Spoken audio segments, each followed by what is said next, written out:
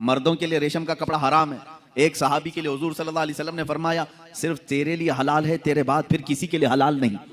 ایک صاحب نے کتاب میں لکھ مارا جس کا نام محمد یا علی ہوگا وہ کسی چیز کا مالک و مختار نہیں ہوتا۔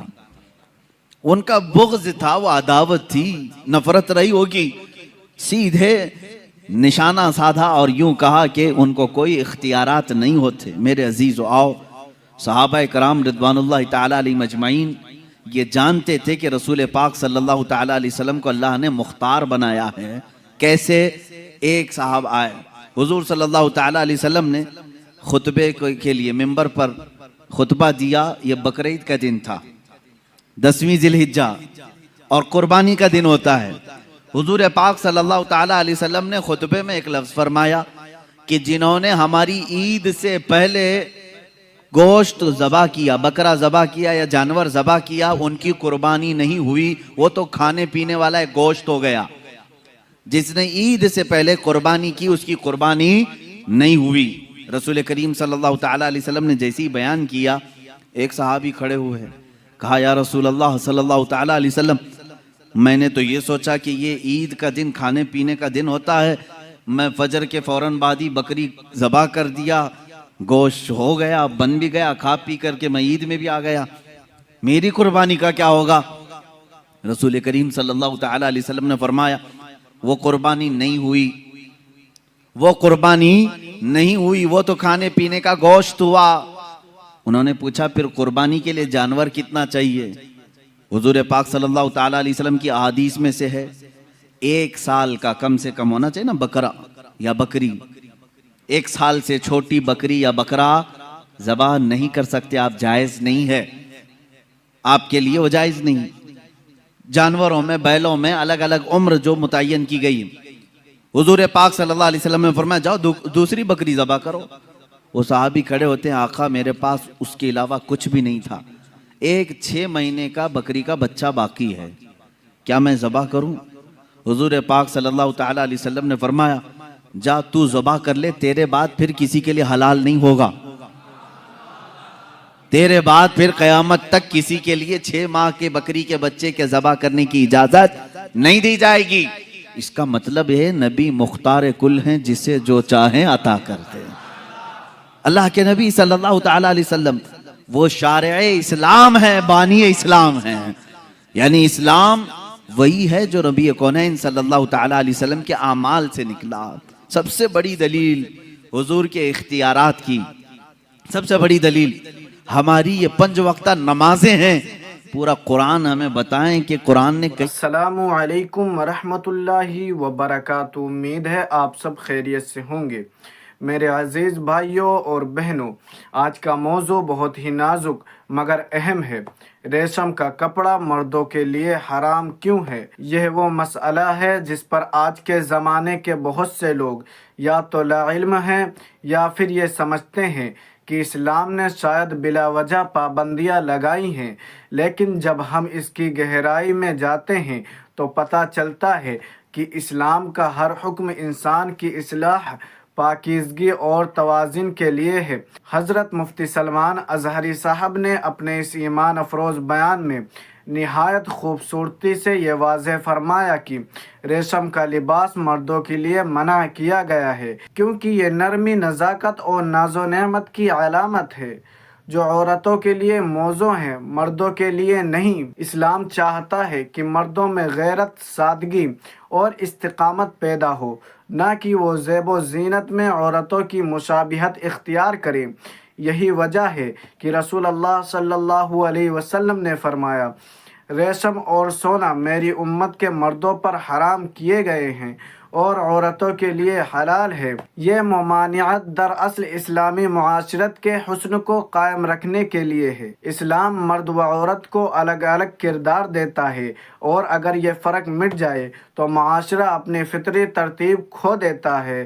ریشم پہننے سے انسان کے دل میں تکبر، نرمی کی زیادتی اور دنیاوی لذت کا شوق بڑھ سکتا ہے جو روحانیت کو کمزور کرتا ہے۔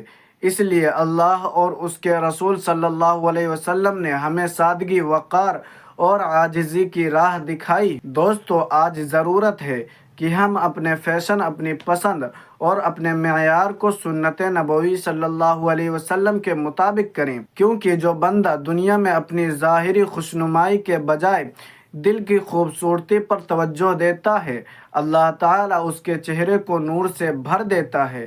اس بیان کے ذریعے مفتی سلمان اظہری صاحب نے ہمیں یہ یاد دلایا ہے کہ اسلامی اصول پابندیاں نہیں بلکہ حفاظتیں ہیں۔ یہ وہ دیواریں ہیں جو ہمیں گناہ، غرور اور دکھاوے کی دنیا سے بچاتی ہیں۔ لہٰذا میرے بھائیوں، اگر ہم سچے عاشق رسول صلی اللہ علیہ وسلم ہیں تو ہمیں ان احکام کو دل سے اپنانا ہوگا، چاہے وہ ریشم سے اجتناب ہو، سونا نہ پہننا ہو یا سادگی کو اپنانا ہو، کیونکہ سادگی ہی وہ زیور ہے جو بندے کو اللہ کے قریب کرتی ہے۔ یہ تھا آج کا ایمان تازہ کر دینے والا موضوع۔ آئیے اب سنتے ہیں حضرت مفتی سلمان اظہری صاحب کا مکمل بیان۔ کہیں نماز کا طریقہ نہیں بتایا، کھڑے ہونا ہے، رکعت کے لیے ہاتھ اٹھانا ہے، باندھنا ہے اور رکوع میں جانا ہے، سجدہ کرنا ہے۔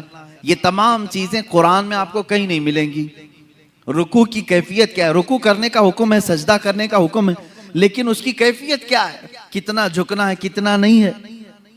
تو یہ قرآن میں اس طرح کی بات آئی، اب رسول کریم صلی اللہ تعالی علیہ وسلم نے کر کے دکھایا۔ رکعت کیسے باندھی صحابہ نے دیکھا، رکوع کیسے کیا حضور کو صحابہ نے دیکھا، سجدہ کیسے کیا صحابہ نے دیکھا۔ اس کے بعد حضور پاک صلی اللہ تعالی علیہ وسلم سے لوگوں نے پوچھا کہ نماز کیسے پڑھیں؟ حضور نے نہیں فرمایا جیسے قرآن میں آیا ہے ویسے پڑھو، حضور نے فرمایا صلو کما رأیتمونی اصلی، اے لوگو جیسے مجھے پڑھتا دیکھو ویسے ہی نماز پڑھو۔ مطلب یہ ہے کہ اللہ کے نبی صلی اللہ تعالی علیہ وسلم جو عمل کریں وہی شریعت ہے، یہی اختیارات ہیں حضور پاک صلی اللہ علیہ وسلم کے۔ ایک صحابی آئے حج کے موقع پر، حضور پاک صلی اللہ تعالی علیہ وسلم نے فرمایا آج سے ہر استطاعت رکھنے والے مسلمان پر زندگی میں حج فرض ہے، حج فرض ہے۔ استطاعت کے وہ کتنی استطاعت ہونی چاہیے ایک شرعی مسئلہ ہے کہ اگر آپ کے پاس اتنا مال ہے کہ آپ حج کے لیے جا سکتے ہیں اور گھر میں راشن پانی بھی ہے تو آپ کے اوپر حج فرض ہے۔ بغیر حج کر کے دنیا سے گئے تو اس کی بڑی سخت وعیدیں بھی ہیں۔ اللہ کے نبی صلی اللہ علیہ وسلم نے فرمایا جس پر حج فرض ہوا اور وہ حج نہیں کیا مجھے اس کی پرواہ نہیں، وہ یہودی ہو کے مرے یا عیسائی ہو کے مرے، اس کی وعید آئی ہے۔ اب یہ موقع ہے حج کی فرضیت کا۔ حضرت اقرع بن حابس رضی اللہ تعالیٰ عنہ ایک صحابی ہیں، یہ حضور صلی اللہ تعالیٰ علیہ وسلم سے پوچھتے ہیں علی عامن ہذا یا رسول اللہ صلی اللہ تعالیٰ علیہ وسلم، یا رسول اللہ کیا اس سال حج فرض ہوا تھا جو ہم نے حج کیا ہے؟ یعنی سال زندگی میں ایک بار یا ہر سال فرض ہے؟ جیسے زکوٰۃ ہر سال فرض ہے نا، انکم ٹیکس نہیں ہے ایک بار دے کر کے چھٹا کر لیں، ہر سال ہے۔ تو صحابی رسول نے یہ پوچھا ہر سال فرض ہے یا زندگی میں ایک بار؟ حضور پاک صلی اللہ تعالیٰ علیہ وسلم نے فرمایا حج آج سے فرض کر دیا گیا۔ پھر انہوں نے پوچھا یا رسول اللہ صلی اللہ علیہ وسلم ایک ہی بار ہے یا ہر سال؟ حضور نے پھر مطلق فرمایا آج سے اللہ تعالیٰ نے ہر ذی استطاعت مسلمان پر حج فرض کر دیا۔ تیسری بار انہوں نے پوچھا ہر سال ہے یا زندگی میں ایک بار؟ اللہ کے نبی صلی اللہ تعالیٰ علیہ وسلم نے کیا فرمایا؟ سنو، اگر میں کہہ دوں ہر سال تو ہر سال ہو جائے گا، اگر میں کہہ دوں ہر سال تو ہر سال فرض ہو جائے گا، میں جتنا بولوں اسے لے لو۔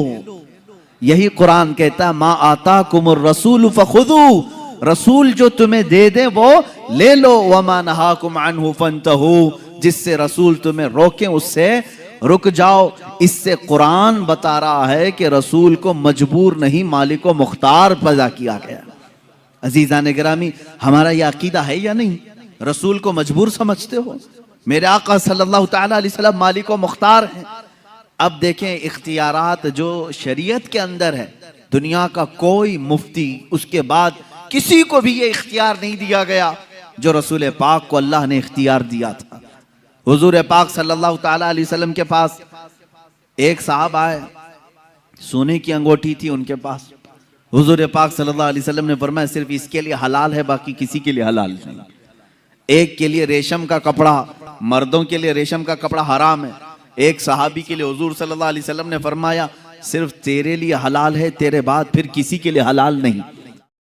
الحمدللہ میرے عزیز بھائیوں اور بہنوں، آپ نے حضرت مفتی سلمان ازہری صاحب کا یہ ایمان افروز بیان سنا اور یقیناً دل کو ایک نئی روشنی ملی ہوگی۔ ریشم کے لباس کے بارے میں جو حکمت اسلام نے بیان کی ہیں وہ صرف ظاہری نہیں بلکہ باطنی تربیت کا حصہ بھی ہے۔ اسلام ہمیں یہ سکھاتا ہے کہ زندگی میں سادگی، وقار اور عاجزی اپنانا ایمان کی علامت ہے۔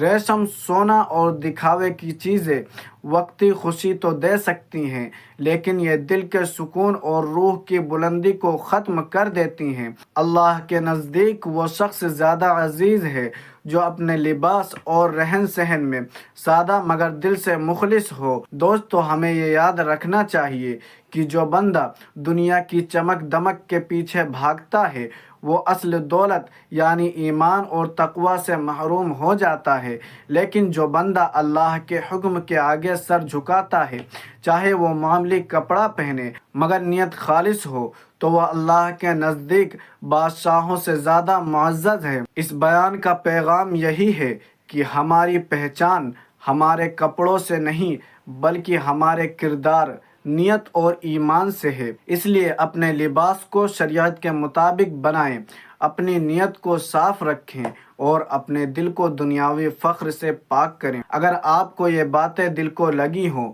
تو انہیں اپنی زندگی میں ضرور اپنائیں اور دوسروں تک بھی پہنچائیں، تاکہ ہم سب مل کر ایک ایسے معاشرے کی تعمیر کریں جہاں سنت، سادگی اور تقوی کو فخر سمجھا جائے۔ اللہ تعالی ہم سب کو اپنی رضا والی زندگی گزارنے کی توفیق دے، ہمارے دلوں کو غرور و تکبر سے پاک کرے اور ہمیں آخرت میں نبی کریم صلی اللہ علیہ وسلم کے قرب کا شرف عطا فرمائے۔ آمین یا رب العالمین۔ السلام علیکم ورحمۃ اللہ وبرکاتہ۔